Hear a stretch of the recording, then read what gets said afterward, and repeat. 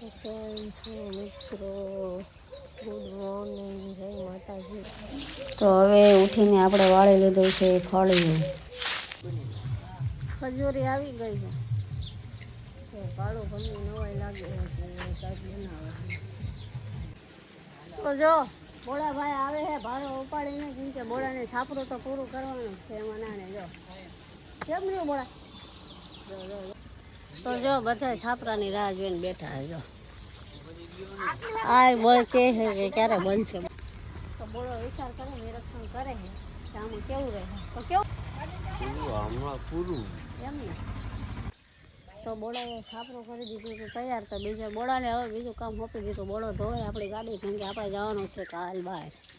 જો એ બોળા હરખી ધોજો ગાડી આપણી, આમ ચકાચક.